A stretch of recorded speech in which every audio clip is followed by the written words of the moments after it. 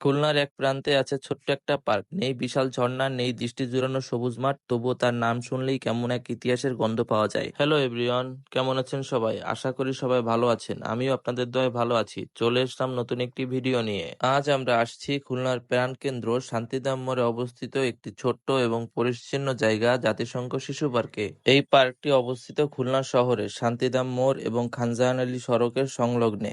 এই পার্ক 1994 সালে মহানগরী শিশু পার্ক হিসাবে তৈরি হয়েছিল আর 1995 সালে জাতিসংঘের 50 বছর পূর্তির সম্মান জানিয়ে নামান্তরিত হয় জাতিসংঘ পার্ক নামে। এই পার্কের সৌন্দর্য তার সরলতায়।